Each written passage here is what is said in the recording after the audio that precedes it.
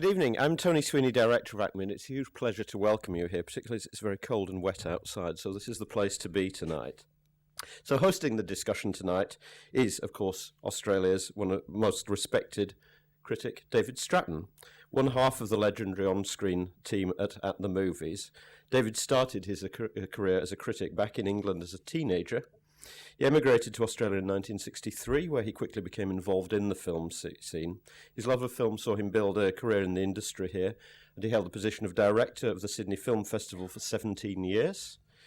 At SBS in the 80s, David was a feature film consultant, presenter of movies, and of course co-host of the highly successful The Movie Show with Margaret Pomeranz for a record 18 years. David's been a film critic for Variety, commissioner of the Australian Film Commission, film critic for The Australian, and a lecturer in film history at the University of Sydney. He's the author of the wonderfully entitled I Peed on Fellini, Recollections of a Life in Film, The Last New Wave, and The Avocado Plantation. His long list of awards and achievements, some of which you'll see down in the exhibition, include the 60th Anniversary Medal at the Cannes Film Festival, the Raymond Longford Award of the Australian Film Institute, and Commander of the Order of Arts and Letters by the French government. He's currently co-host, of course, of At the Movies on ABC TV, where he's been since 2005. Joining us from the US, and I have to say this is heroic because it's 1 a.m. in Los Angeles at the moment, is award-winning Australian film director Phillip Noyce. Philip's career began at 18, where he made a 15-minute short film, which I gather he financed by selling rolls on it, which is a good way to finance your film, selling rolls to friends. He's gone on to make some of Australia's best-known and most awarded feature films, including Newsfront, Dead Calm, Rabbit Proof Fence, as well as features such as The Quiet American, Salt, Patriot Games, Clear and Present Danger, and The Bone Collector. A huge thanks for Philip for staying up at this time. If you see him nodding off, we'll have to shout a bit. Third is Paul Cox, an award-winning writer, producer and director. His 40-year career includes the award-winning feature My First Wife and some of Australia's most critically acclaimed films, including Man of Flowers, A Woman's Tale, Innocence and Salvation. Next is Jan Chapman, who has been a producer of television and feature films since the 1980s and is responsible for some of the most recognised titles produced in Australia. Her television credits include Sweet and Sour and Come In Spinner, and her award-winning feature films include Love Serenade, Lantana, Somersault, Bright Star, and of course the Oscar-winning The Piano. And our final panellist is Matt Carroll. Matt's producing credits read like something of a history of Australian film and television production. He's been responsible for the critically acclaimed and award-winning titles including Sunday Too Far Away, Storm Boy, The Club, and Breaker Morant, and for television including long-running medical drama series GP and miniseries True Believers and Farscape. Matt was awarded an OBE in 1982 for his services to the Australian film industry. So thank you all for coming. I know you'll find the discussion fascinating, illuminating, entertaining, and I suspect funny at times. So please welcome our guests.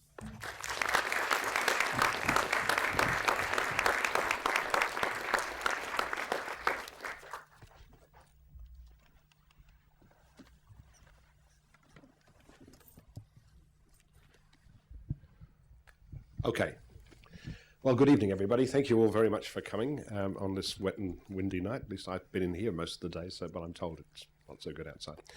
I just want to start off this session by saying that in the early 1970s, when I was quite a young still director of the Sydney Film Festival, it was clear that something was happening in Australian cinema.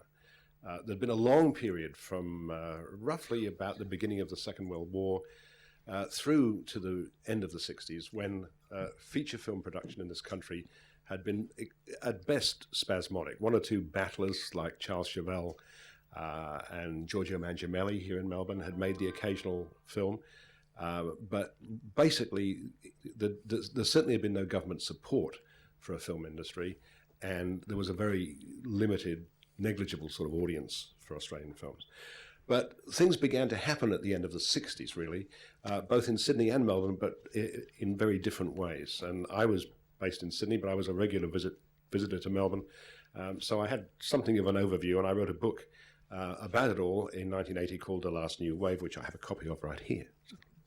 Now, we're going tonight with 4 people who were involved in one way or another in this remarkable Renaissance, try and find out a little bit about what it was like all those years ago.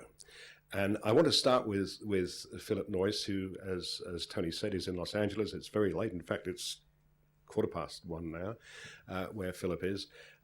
Phillip came from a country town in New South Wales, Griffith. He came to Sydney. He became involved, fascinated in films when he saw some films made by a sort of cooperative group of filmmakers called Ubu Films.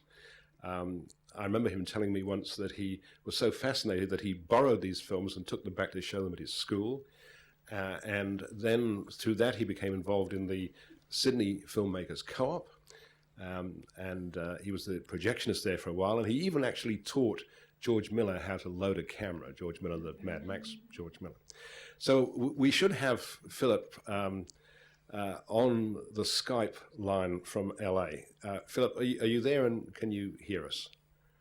I certainly can, yes. Congratulations, David and Margaret, for such an achievement. 25 years of reviews and encouragement and enrichment to us all. Thank you. Thank you.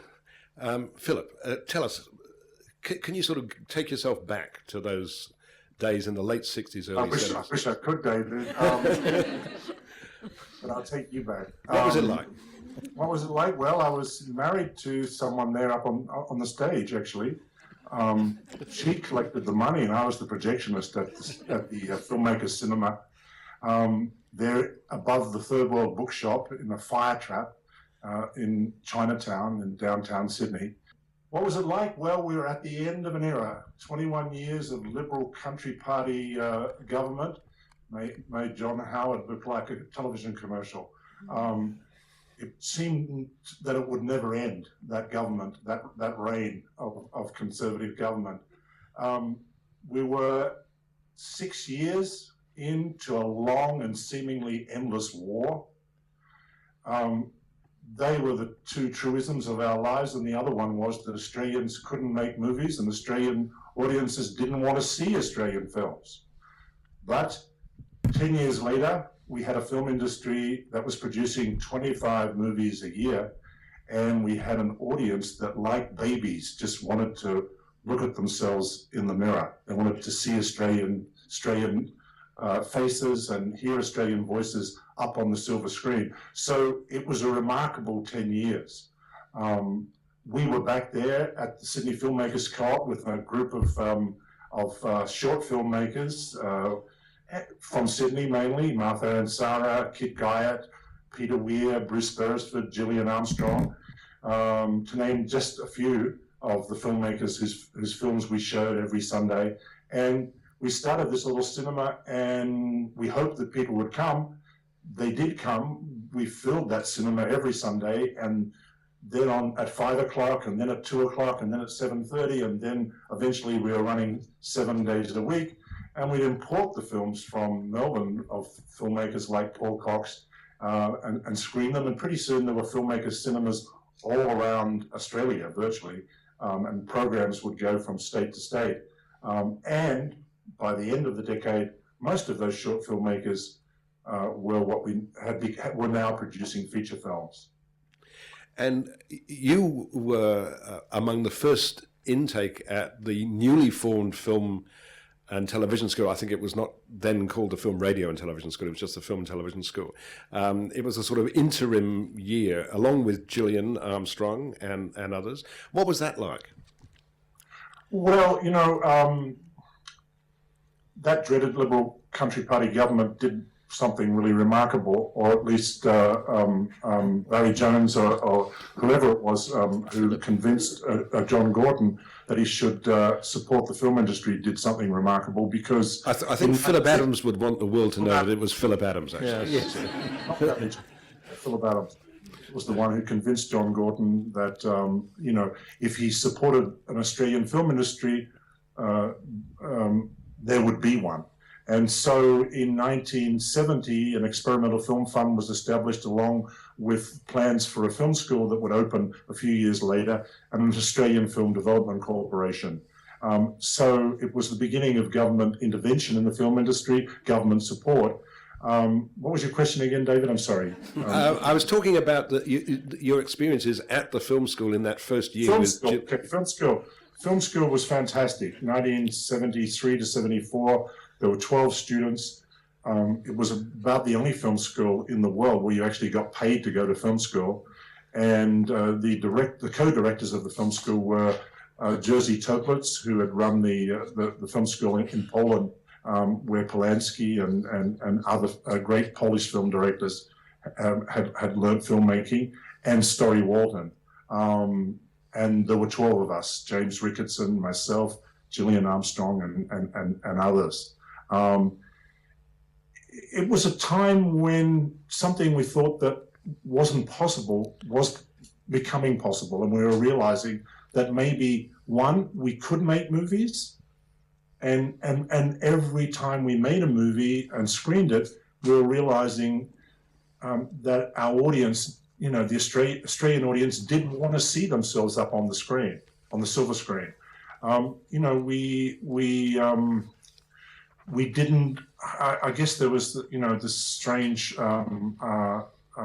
culture of doubting ourselves. We didn't believe in ourselves as artists in a funny way at the beginning of the 70s, and that was a national trait in a sense. We thought that Americans and Brits and the Europeans could write, direct, act better than we could, that we couldn't really do it, that we were just amateurs. And, we proved them wrong.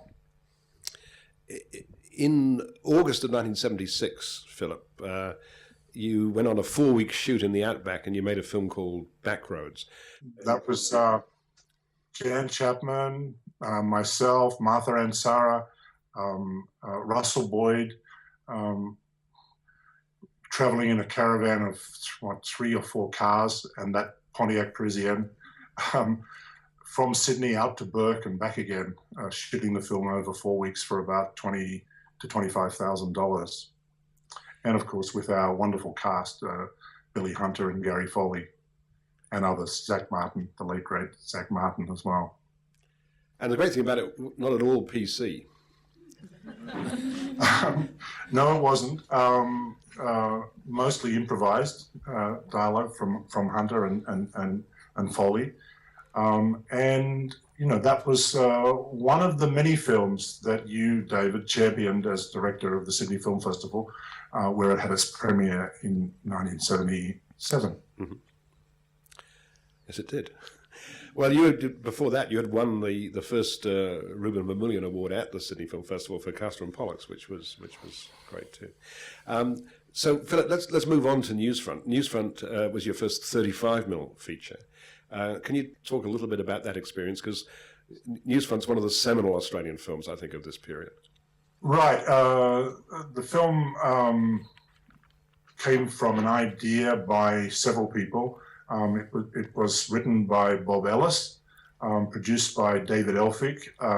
I was quite a latecomer to the process. I inherited a wonderful script by Bob Ellis, wonderfully long script. And David raised the money from various people, including then editing proprietor Hans Pomerantz, Margaret's husband at the time, who invested several tens of thousands of dollars in the movie. Roadshow Film Distributors, New South Wales Film Corporation, and the Australian Film Commission. The film cost $505,000, and it ran for 43 weeks in Australian cinemas. Made its money back in about 6. The exceptional thing I always think about Newsfront is that this is a film which I love because it says so much about Australian post-war history by the use of original newsreels. It's about a pair of newsreel cameramen and played by Bill Hunter and Chris Hayward. And in this dramatic story that it tells, at the same time, it's telling you so much about what Australia was like then. Yeah, it was radical in its structure. It was radical in as much as most of the new wave films had been set in the past, but they'd sort of seen the past through a veil, in a sense. They'd romanticized the past. And this was a film that was part romantic, and certainly sentimentality played a part, I guess, in its popularity. But it also tried to strip the veil away and look at our past and the defining moments in our history and our culture and our personality from, I guess, a left-wing point of view. Yeah. So it was an unapologetically political film, really. So looking back, we're going to let you go in just a second because I know you're very tired. But just looking back. I'm not that tired. Well, you can stay if you want. But I will. Yeah. Looking back on this whole period, it must have been an amazing time, huh? Yeah, it was amazing. It was amazing because you must remember that when we grew up, as you mentioned in your introduction, it was almost impossible to see an Australian film in the cinema. There were just none being made. An occasional one. I think one film I saw during my childhood, and even that, or maybe two. There was Robbery Under Arms and Smiley Gets a Gun. But both of them were essentially British productions shot in exotic Australia. Almost no Australian films. So it was impossible to see ourselves up on the screen. And we just didn't think we could do it. That was the remarkable thing, that we did it and we've continued to do it. And that our children can now grow up, and taking it for granted that we are able to express ourselves in this art form, which combines all art forms, of course, and do it so well. Philip, thank you very much indeed. We really appreciate you taking the time at this late hour to talk to us tonight. Thank you very much. It's a pleasure. Thank you. Thank you.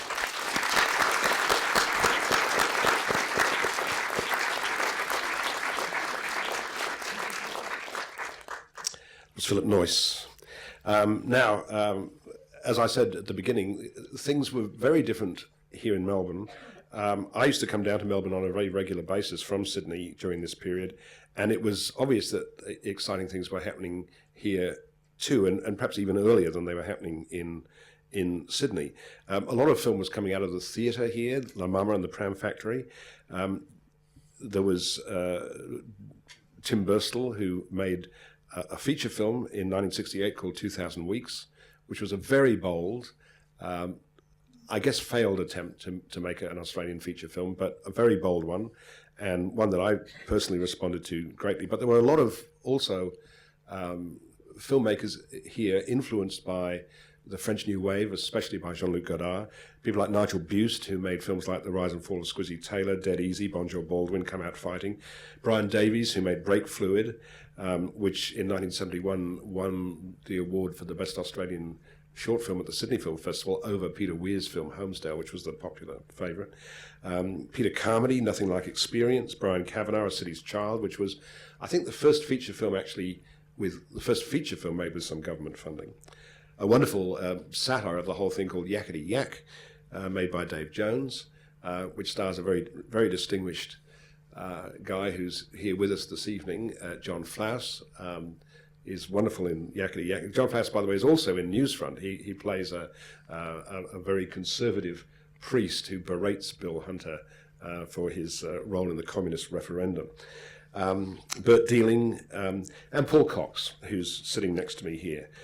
Paul Cox, as it happens, came to Australia the same year that I did. He came from the Netherlands. Same boat, didn't we? And we came on the same boat, the Castel Felice. Castel Felice. But not on the same voyage. You came before me. I was 3 months earlier. The boat had just managed to get back to pick you up. Yes, exactly. Paul established himself in Melbourne as a photographer. He made a number of short films, and his first feature film, Illuminations, which I think cost about $31,000. I think 12. Oh, well, you told me 31,000, so... You always have to exaggerate a bit. Yes. Okay, so how can I get things right if people don't tell me the truth? Paul, what was it like in Melbourne then? Well, it was actually quite exciting. I landed here and I had no idea where I was, and there was no village square to go to. You really had to stay at home and work, so it was a very good way to develop your own thing. There was actually no seduction at all. The seduction of the village square didn't exist in Australia at the time. And so I could spend all my spare time on my hobby, which was filmmaking. I made a living as a photographer and as a lecturer at Perrin College, teaching photography and a bit of painting. And then slowly somebody started to organize a co-op, which was very exciting because we always made little films and then put them on the shelves and forgot about them and get on with the next one. In fact, I've done that all my life, actually. And then suddenly there was a place where you could go and show your films and people would actually talk about it, and which was fantastic. So we had a cinema in Carlton in Lygon Street, and twice a week, or certainly on the weekends, we would show films there that came from Sydney, from the co-op there, or from the Ubud, or whatever it's called. Ubud, yeah, Ubud Films. And it was very, very exciting at this exchange, and there was also another person you forgot to mention, was Peter Tammer, because he lived next door to me. He was quite insanely involved, jumping up and down all the time whenever there was a film happening. But he was very inspiring, and he was important to me, I thought, at the time.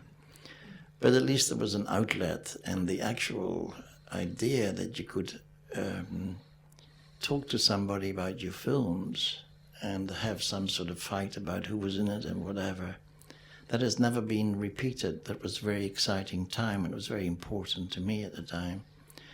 Since then, I only meet Australian filmmakers overseas when you go to festival, and finally you link up.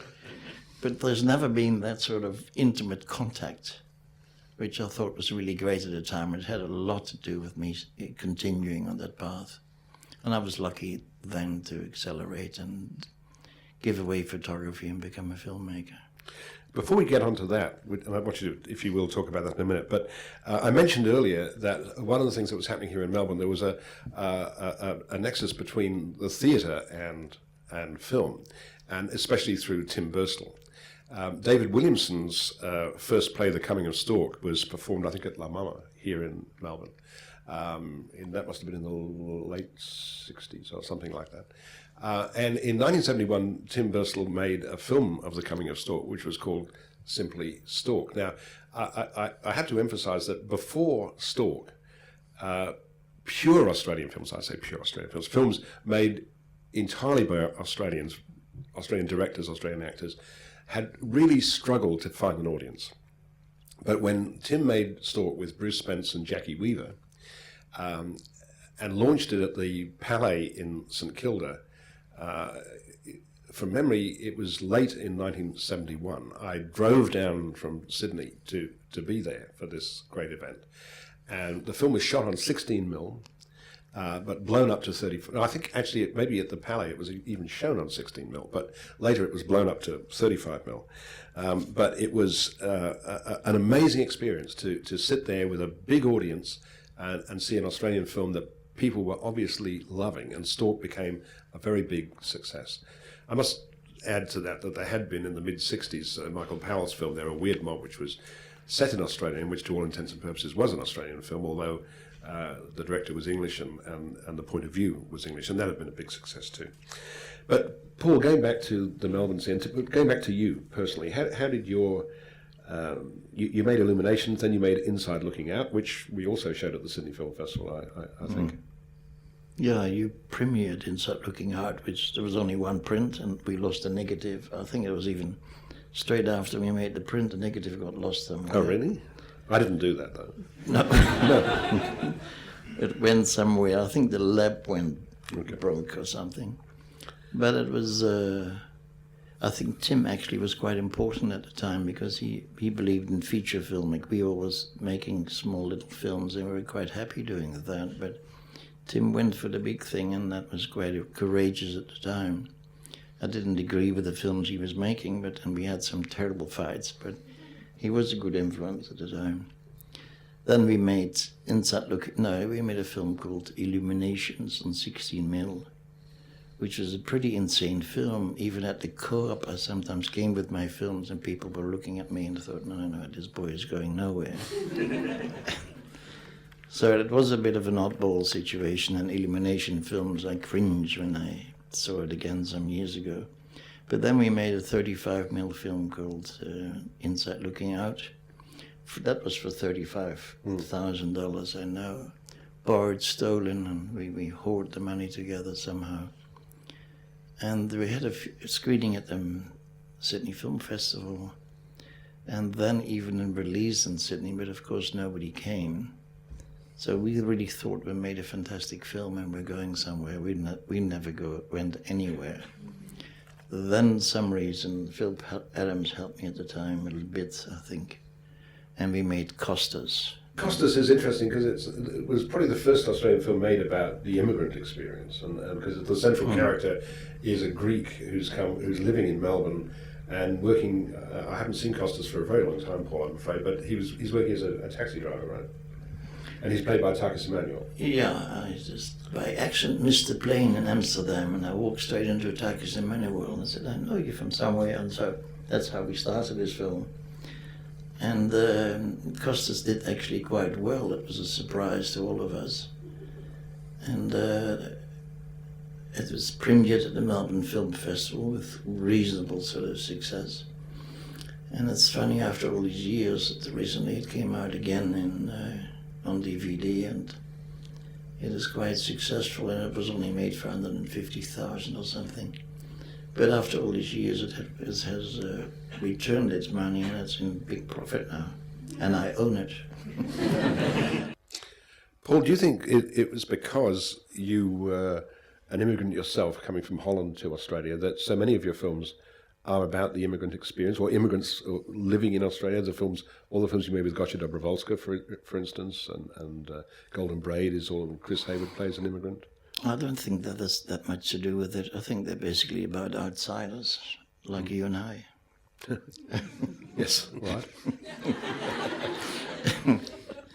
We're all outsiders, I guess. It's people living on the edge of the void, so to speak, and these people interest me. I also made, 2 major films about Vincent van Gogh and Václav Nijinsky, and they're very much about outsiders.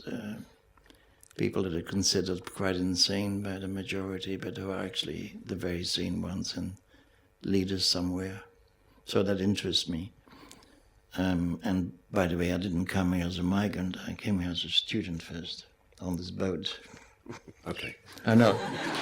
But then I came back as a migrant, and I didn't come as a migrant either. So we're both here. But it was quite a curse to be a migrant at the time. Migrants were sort of second-rate citizens, and I guess many of them still are. Yeah. So that was already put me on the fringe anyway. But later on, I've got interested in people living on the fringe. By the way, there will be time, I hope, for questions from the audience to members of the panel after we've been through the main material. But I want to ask Jan Chapman now. Jan, as Philip mentioned, you were there during the filming of Backroads, and you were there during those days at the Filmmakers Co-op. What's your perspective on what was happening in Sydney at that time? I guess Philip met Albie Toms and Aggie Reed at school when he started making films, and then I met Philip at university. And from then on, film was my obsession and all of our obsession. When I look back on those days, I think the things that really strike me is that I saw that film was a means of self-expression, that any of us could do it, that you could just get a team together and make a film as a group. It wasn't an elitist thing. The director wasn't particularly on a pedestal.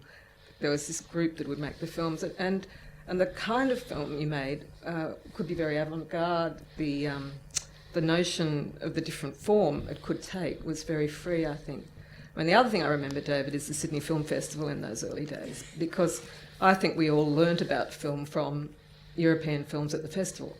You know, I remember the early Wim Wenders films, I remember Antonioni and Eric Romer, and that was our education. It wasn't Hollywood films. And I sometimes feel that the reason Australians have been sort of so successful in Cannes over the years is that we have created a film culture that is a mixture of American and European. And I feel very grateful to have started my interest in film in those days. I mean, the co-op was a phenomenon. I mean, the really amazing thing about the co-op was that they were really interested in the means of distribution and exhibition. It wasn't just that you got to make your films to express yourself. There was a sense that they had to be seen by people and that we wanted to control how they were seen. Of course, there was a monopoly in the cinemas by the American distributors. But it was really phenomenal that we managed to, first of all, as Philip said, show the films above the Third World Bookshop. But then there was a cinema in Darlinghurst and in St Peter's Lane. In St Peter's Lane, yeah. And I actually made the curtains, I'm ashamed to say. And we would, we could show the films, and also they were distributed to schools and to film societies. So I think I learnt really early on that film is a whole process. It's not just the idea, it's the making of it, and then it's the actual getting of the films out to audiences. There was a lot of lobbying that went on then to try and get support for the film industry, which of course started government funding with the Experimental Film Fund and of course the idea of the film school.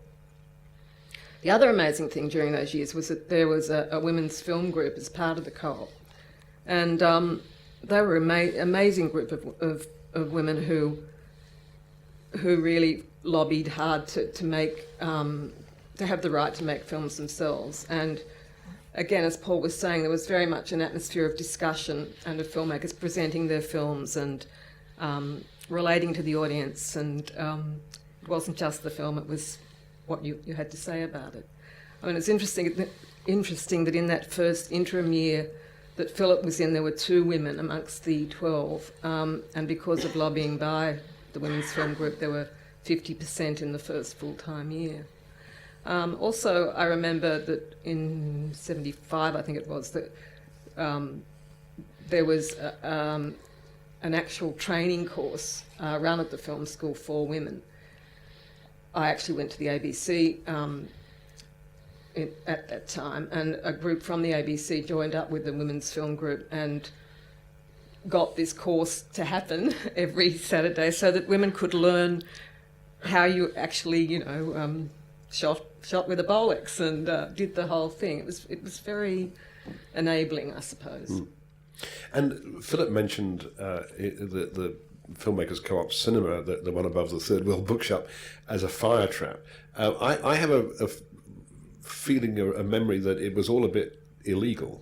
Well, I mean, I don't mean from the films you were showing, but just the premises. I remember at the time, and you probably remember this too, that there was a law made that you couldn't show films in unlicensed halls. So that was a real problem, because not only was there this monopoly by the Americans in the cinemas, you couldn't actually go and show them in a hall. So I think that's eventually why we had to leave the bookshop and go to St Peter's Lane, and that must have somehow been licensed.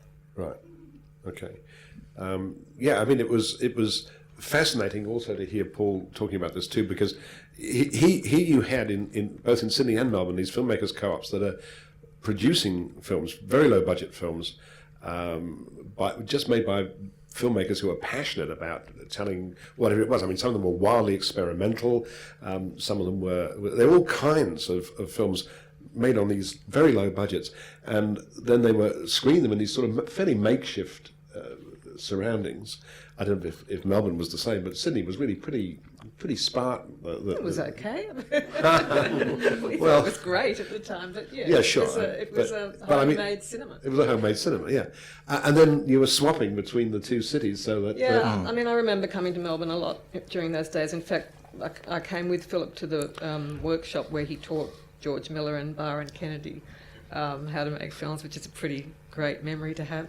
But I remember there was a lot of interchange of ideas between the two co-ops. Well, I find it amazing that that's happening then and it's not happening now. It never happened again like that, you know. And I find it extremely exciting, and it helped everybody. And also, you'd be surprised when people now can make a film for nothing. You don't never see these films, or there's so many, but it would still be fantastic if they could get together and have a similar sort of experience. Yeah. I mean, there are, of course, you know, Tropfest and the very many short, St Kilda Film Festival, many short film festivals. But it's not like that. It was sort of a family that met. It was a family, and there was a lot of discussion. I mean, I do know groups in Sydney who work together. Nash Edgerton and David Michaud have a bit of a group, and it really always works very well. No, it's amazing. Now, Matt Carroll, after the federal government started funding for the film industry in 1971, one by one the states came in and set up their own film production companies and allowed funding for films provided they were made in their states. And the first state to do this was South Australia. South Australia is a state which is very often a very innovative place, I think. And Matt, you were there, I think, from the start, weren't you, at the South Australian Film Corporation, which had an amazing track record of films. Can you talk a bit about that? Yeah, well, I come back from the same roots as Jan and Phil because I was part of the Filmmakers Co-op. And two quick bits of film memory. My first film experience was on the banks of the Castlereagh River watching Peter Finch doing the Shirley. And I think I was about 8, so I definitely wanted to be a filmmaker, but there was no film school. So I ended up doing an architecture degree, and then I met all these other ratbags. And then my first film job was working with Bruce Beresford, where I was, he made a film called It Cometh as a Gentle Rain. And my job was to put the shit in the films with a pentel pen, frame by frame. A whole lot of us too, but so that was my first. I remember my first film job really well. Do we need to explain what the film was all about? Oh, it was about, yes, it's based on isn't it an Albee play? I think so, yeah. Yeah, and so it's about a group of nuns walking from the monastery to somewhere, and God turns on them and it starts to rain shit. And so they gradually, and the shit comes right up until they actually drown in it from memory. But we had no CGI in those days, so we had to do it with pentel pens. Anyway, that's an aside. And then I got involved. I wanted to make films, stories that people came to see, and I learned all these great lessons from the film crop about we were connected to an audience that we developed. And also the political situation was very passionate in those days because we were always, it was the Vietnam War time, and so we were all, those of us with university were probably going to get shipped off when we graduated. But anyway, I was very lucky. I got a job. Gil Brealey gave me a job, which sort of didn't exist. So I was one of the first 3 people put in there. And Gil wanted to make a film of Gallipoli, and he did some sort of terrible deal with Hector Crawford, and they had a huge falling out. And I'd contracted the writer John Dingwall to write this thing, because Hector wanted him to do it because he was one of the Crawford's writers. Anyway, John and I used to do a lot of drinking and talking about Gallipoli, and what happened was that when I told him that Gallipoli was off, we'd been talking about. I grew up in the bush in the outback, and he had a brother-in-law who was a shearer. And so he said, well, what are we going to do? No Gallipoli. We'd better create this film about the shearers. And that's what Sunday Too Far Away became, which was the first film that SAFC ever did. But we didn't know what we were doing. I mean, SAFC was just myself, Gil Brealey, and a woman called Jill Robb, who came on later to run Film Vic.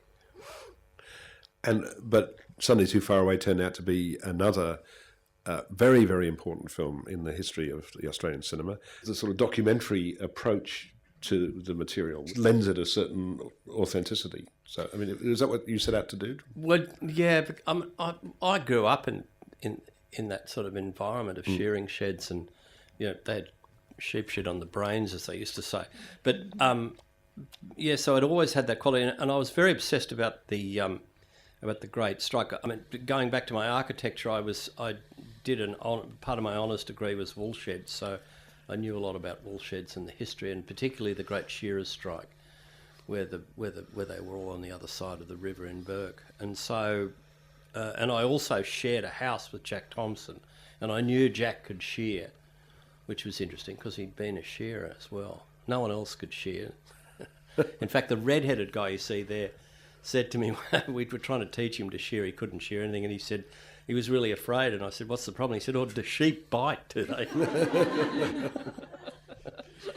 Yeah, I'll tell you a story that when we actually showed Sunday Too Far Away as the opening night of the Sydney Film Festival in 1975, and we closed off Market Street in Sydney. We had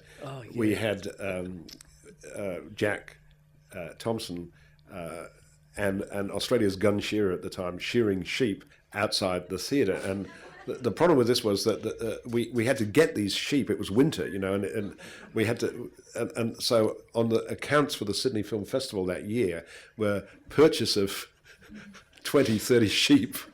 We had to actually buy the sheep, yes, and then they were shorn, and then we had to send them off to the abattoir, poor things, and all that was in the accounts of the festival. I think the accountants thought it was very strange, but the South Australian Corporation had the most amazing track record. I mean, Picnic at Hanging Rock, which the SAFC produced, was Peter Weir's second feature and was, again, an enormous success.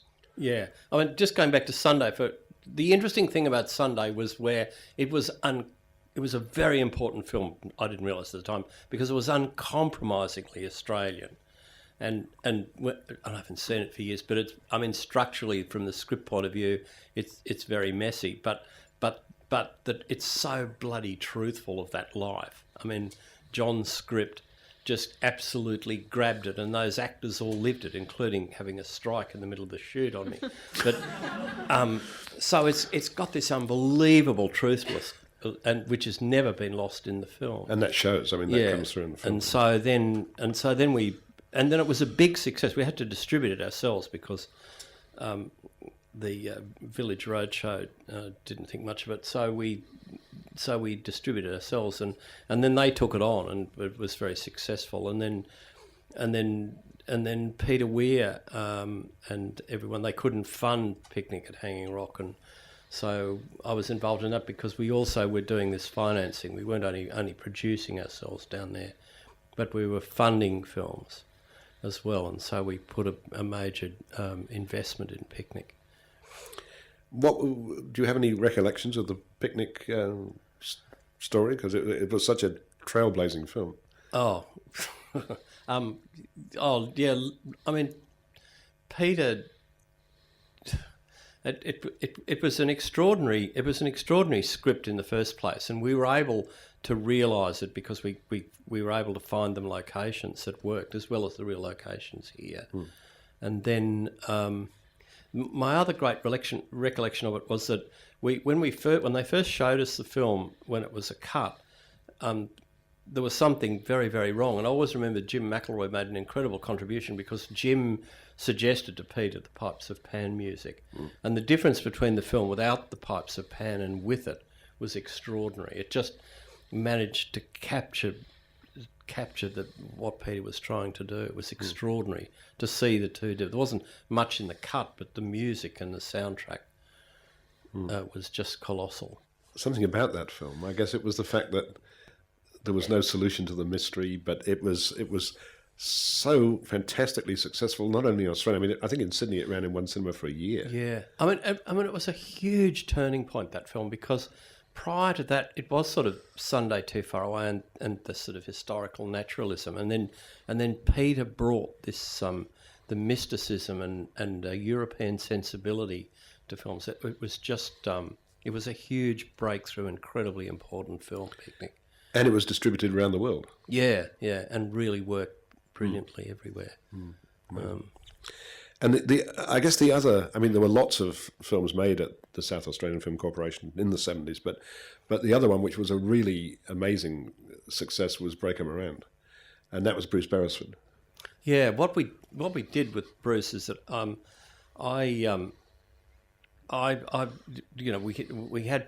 Peter had other things to do, and Peter we were encouraging an artistic community there in a sense because we were sort of isolated. And then I discovered that Bruce had a serious mortgage, and I think I convinced John Morris to give him a 3-picture deal, which was unheard of in those days.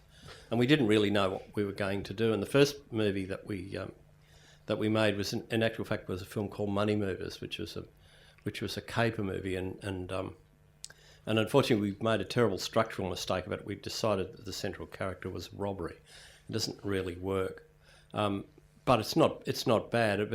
But Bruce and I working together, then it began to, we both understood our own weaknesses and foibles, etc. And then I had been developing the Break 'Em Around story because I read it in a bulletin article that Kit Denton had written, and I'd been struggling with the script, and then some Melbourne filmmakers, now I can't remember the name, did a stage play of it with Terry Donovan playing it, and I came over to Melbourne and saw the stage play, and then I actually realised that we could actually make it just around the court-martial rather than trying to make it.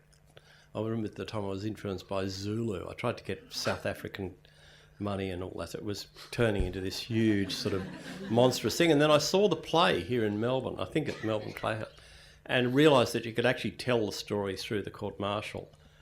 And then I got Bruce to come down and have a look at it, and then we bought the rights to the play, and then we put all the bits and pieces that I had from another screenplay together, and Bruce went away and cobbled it all together into a screenplay. And then we went and made it with not enough money, unfortunately. But anyway. Somewhere or other, I have a postcard that Bruce sent me from, where was it? Was it Berry or somewhere? Burra. Yeah. Was the town in South Australia where it's being filmed. So all these South Australian Film Corporation films, Money Movers was set in Sydney. The Last Wave was set in Sydney. Yeah. Picnic Hanging Rock is in Victoria, but they all had to be filmed in and around Adelaide and South Australia. We had to, because Don Dunstan insisted that we shoot as much as we could in South Australia. Anyway, Bruce sent me this postcard from Burra saying I'm trying to recreate the Boer War on $800,000 or something. Yes, like that. No, it was about that. But it was interesting because I went to South Africa to try and just see what it looked like, that country, and then I came back and I spent weeks driving around South Australia looking for something that resembled that, and then I found it in Burra, and it was a copper mining town, and they'd absolutely trashed it. For 20 miles around Burra, they'd cut all the trees down to put into the copper refinery. So it was that bare veldt like, and they're called kopjes, and these strange mountains, and so it looked incredibly like the real place. And where was the sort of fort? The fort was in Burra. It was a jail. Burra. Yeah. Okay. Yeah. And another big success. Yeah, it was a huge success. I mean, just a quick thing. It's really interesting. Your roots come back to you all the time. You see that goes back to my time in the Vietnam War and the My Lai massacre. And the connection there was that it was a big success in America because what actually happened is that we didn't realise it, but that question of who's responsible for things in war was a big question for the Americans at the time, and we made the film because it was truthful for us of what it was about, and to me anyway, that this question had never been resolved. And then, of course, when it opened in America, they were going through the same process, so it had a huge audience there because of that. We were also very influenced by Paths of Glory. Yeah. But it was where do you begin with Breaker? It had an incredible resonance. It won prizes in Cannes and went on to great acclaim. So by the end of the 1970s, starting from a period when there was nothing really at the beginning of the 70s. And then there were all these things happening in Sydney and Melbourne and later on in Adelaide.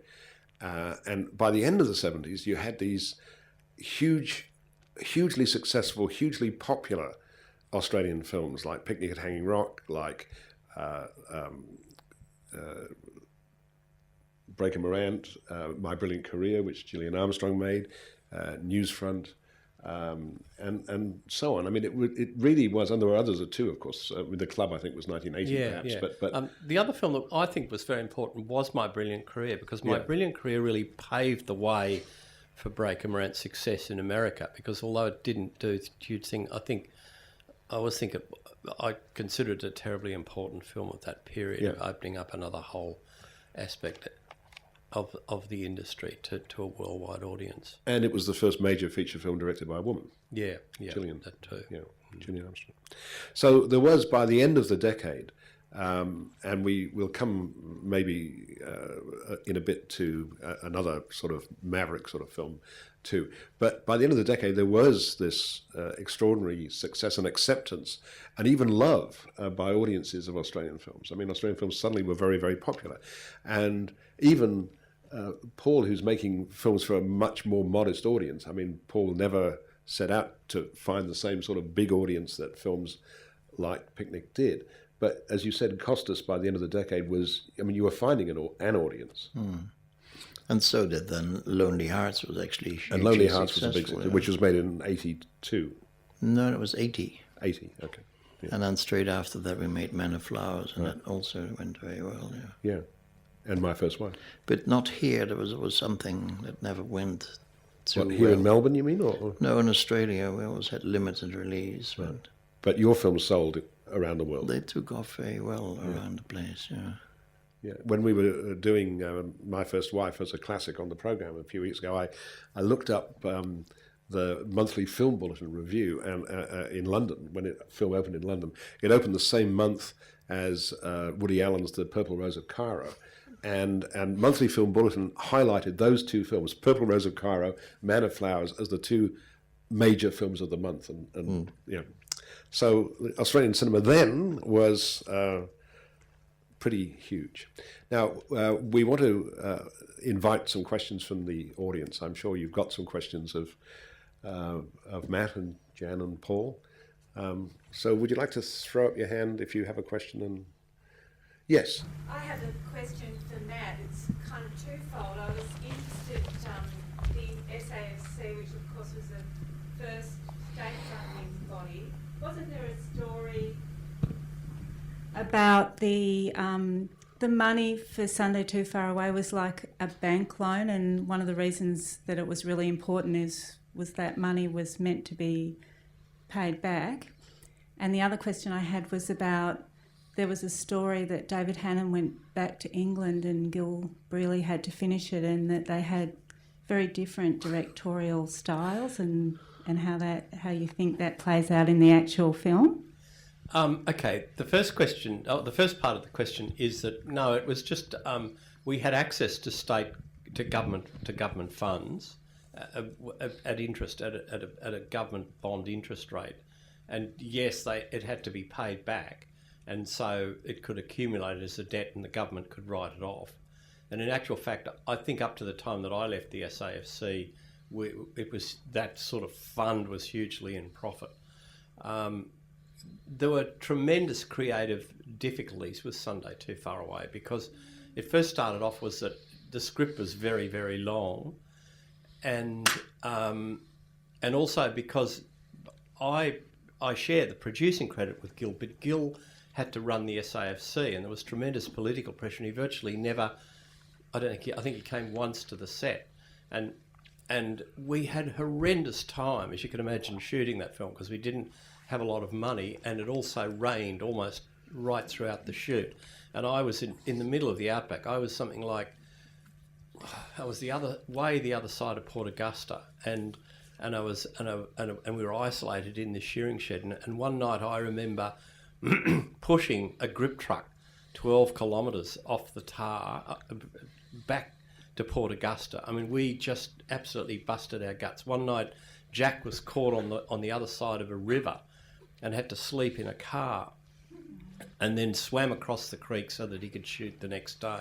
I mean, it went on and on. And Gil was unaware of all of it. He sort of knew it was going on.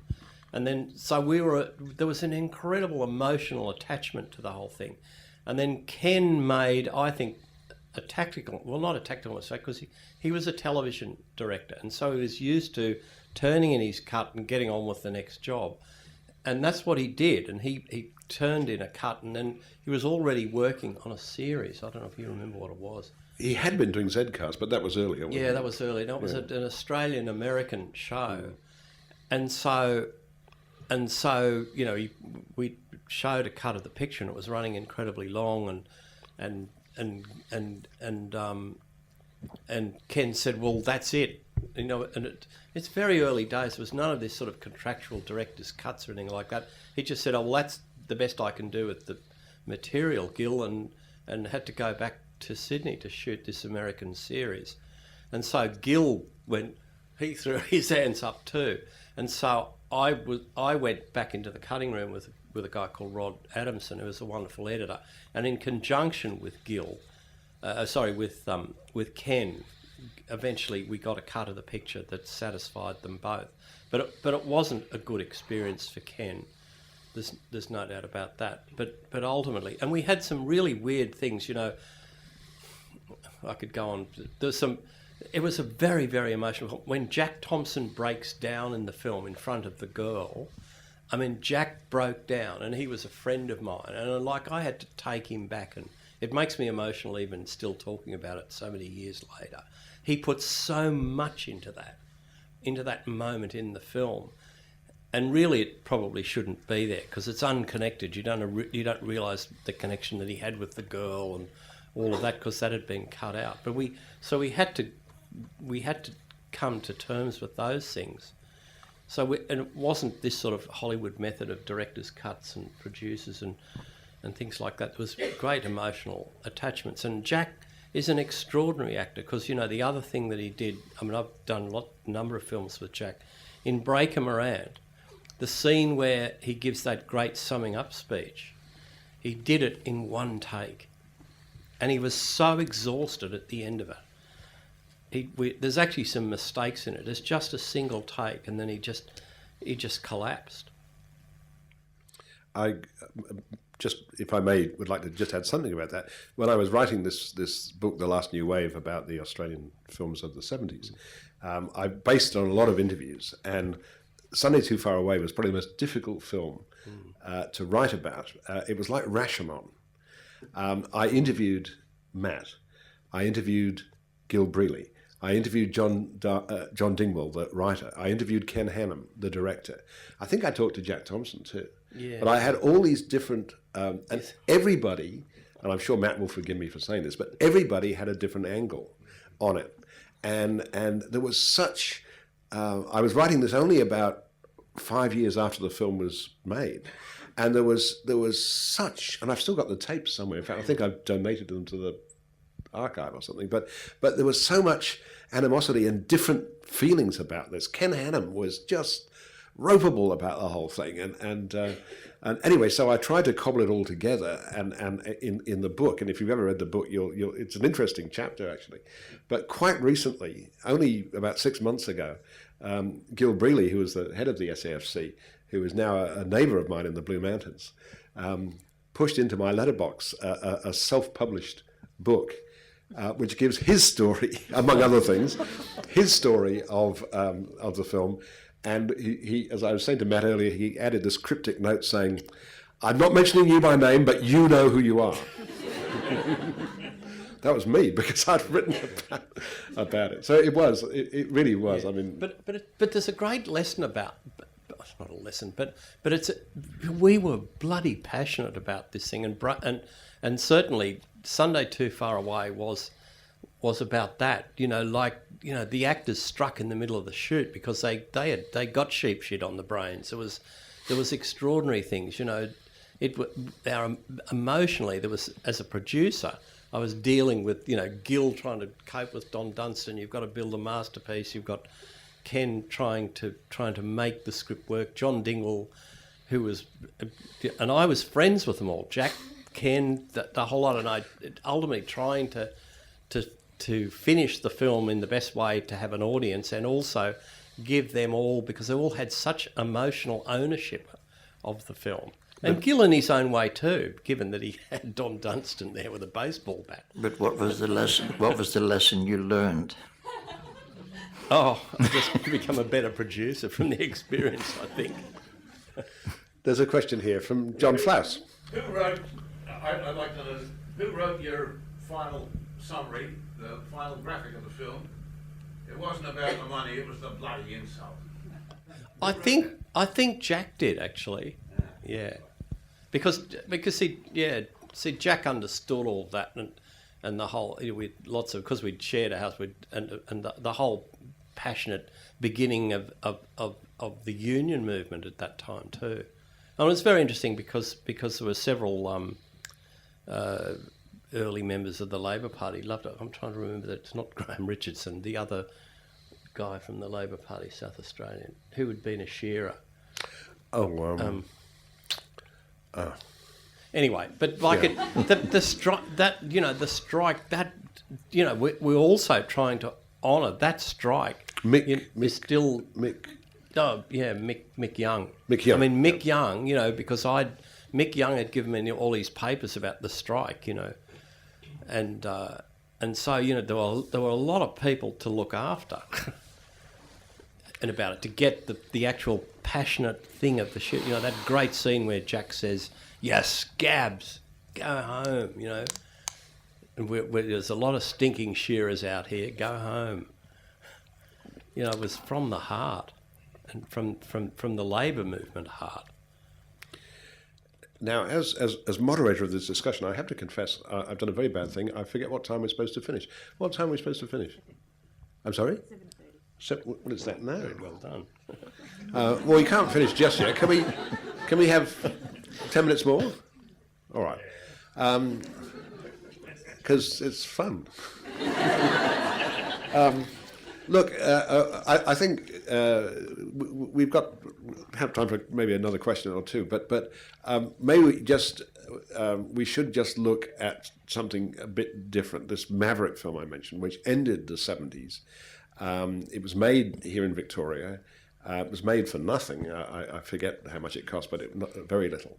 And it was very strange because it was made by this recently qualified medical practitioner called George Miller, who was a fan of sort of action films, and who, having been taught how to load a camera by Phil Noyce, with his partner Byron Kennedy, went out on the back roads of Victoria with Grant Page, a great stuntman, and one or two other people, and a young actor called Mel Gibson, and made a film called Mad Max. And that was released at the end of the 70s. So not a sort of film you would make, Paul.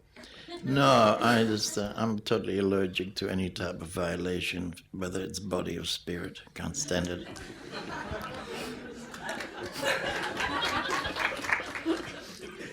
Any other questions before we wrap this up? Yes, John.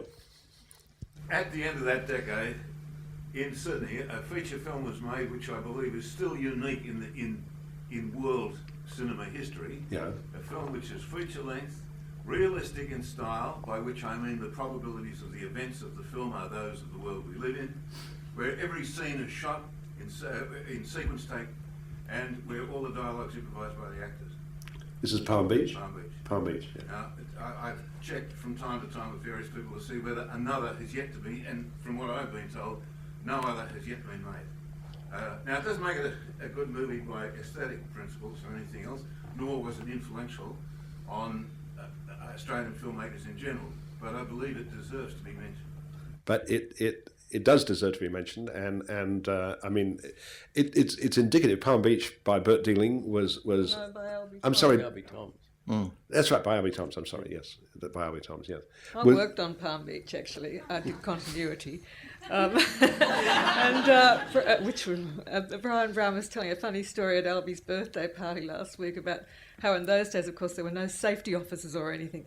So we were at Manly trying to film a robbery in a supermarket, and the guns came out and people started, shooting the scene, and suddenly passers-by attacked the actors and threw them to the ground. Those were the days. Yeah. Any other questions? Last question I'll just here. bring the mic up. Every now and again lately, people seem to say, this is the new Australian new wave, particularly like when Animal Kingdom came out. That was said quite a bit. I was just wondering what your thoughts on that statement might be, and where you think Australian cinema might be going in the next 10 years.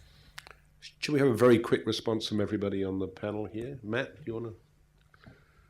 Oh, look, I think it's all driven by finance in a way. I think we're, there's the big Hollywood things. There's George doing all his big films and Vaz, and then there's the smaller up to the Animal Kingdoms, and then there's this missing piece, which in that period for me was, Breaker Morant is the sort of $10 to $15 million area, which is the really difficult. We're missing a big bit at the moment. For instance, the thing I'm developing at the moment because of the 100th thing of Gallipoli to try and do Simpson, the story of Simpson, which is a Gallipoli story. But it's really difficult because it fits, to do Gallipoli or anything like that, you're in this very difficult segment. And Screen Australia are trying to develop more things in that thing and then find ways to fund it. But, the economic conditions of today are very hard. So we're having to focus on those lower budget things. And they're really, really hard when you've only got $2 or $3 million.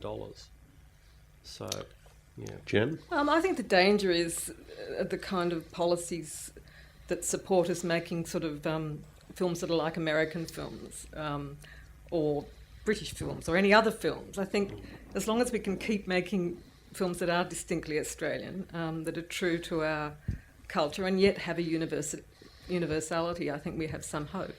And, young filmmakers are so sophisticated now, so many people have access to making short films that I just think as long as they keep developing their own individuality in the stories they want to tell, there'll always be another wave. Paul? Well, I've always believed, even despite the fact that I'm supposed to be a migrant. Oh, don't take it personally. I have always believed in some sort of indigenous cinema, and I have never had more than $1 million to play with, except a few times, which was absolute hell.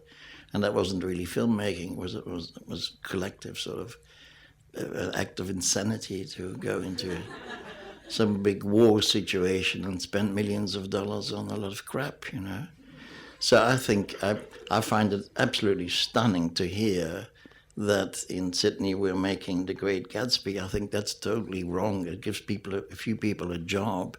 Firstly, it's a terrible book. Always hated it. And secondly, it is an American fucking film. I'm not Australian, but I find that shocking and stupid. Sorry. And I sincerely hope that there will be an ongoing and successful Australian industry. There's a film out at the moment. It's not the most intellectual or monumental film you've ever seen, but it's called Red Dog, and audiences are really enjoying it. And the second week's take was bigger than the first week's take, which is good. I saw the other day a film made in Tasmania called The Hunter, based on a novel by Julia Lee, which I thought was very good indeed, made by a young director called Daniel Nettheim. And I think that's something to look forward to. I hope it'll be successful. And the film I'm really looking forward to, Stephen Elliott, who made Adventures of Priscilla, Queen of the Desert, has finished shooting a film which was partly shot up on the Blue Mountains near where I live. I don't know what it's called. You know what it's called? It's a film about a wedding anyway. And what I particularly like about it is the fact that Jonathan Biggins and Olivia Newton-John play husband and wife, and that sounds amusing to me. So that should be fun. So I think there's always a lot to look forward to, but we do need the marketing budgets that we don't get really very much here. I mean, Australian films it's all to make them, but you've got to sell them to audiences, and the big studios sort of swamp Australian films every time. I did make a nasty remark in the Australian the other day that Red Dog was originally supposed to open at Easter and during the Easter holidays, and it didn't, of course, and it didn't open in the winter holidays either. And finally, it opened after the holidays. When a big family film, you'd think that that American crap would they'd just find some space for it, but they didn't, of course. So there's all sorts of things mitigating against Australian films. But we've talked enough. We've actually run over time. I'm tempted to tell a story about Palm Beach. Can I? Paul said the F word. Can I say a rude word? Because it's a nice story, and then we'll finish, I think. This is a story that Brian Brown told me, who's in Palm Beach. Was he? No, he wasn't in Palm Beach, but he was in Palm Beach. Yes, that's right. So long since I've seen Palm Beach. But anyway, in the early 1980s, there was a program of Australian films touring Europe. And for some reason, Brian found himself in, I think it was in Zagreb or Belgrade or somewhere like that. Anyway, part of the old Yugoslavia, with this program of films which encompassed all kinds of Australian films, including Palm Beach for some reason or other. And all these films were having a voice-over translation. Not subtitles, but they all some nice Serbian or Croatian person was translating them. And I should also preface this by saying that at the time the film was made, the Premier of New South Wales was a man called Neville Wran, who was popularly, or unpopularly, depending on how you stood, known as Nifty, you see.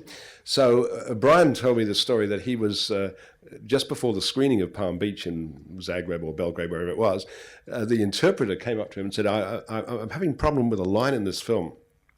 Maybe you can help me and explain it to me. What does it mean, Nifty's a cunt?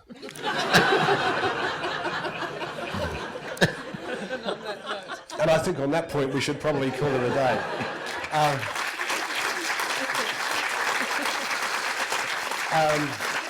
Can I thank very much the panel, Paul Cox, Jan Chapman, Matt Carroll, and Phillip Noyce, who was really wonderful. And thank you very much indeed for coming. Thank you.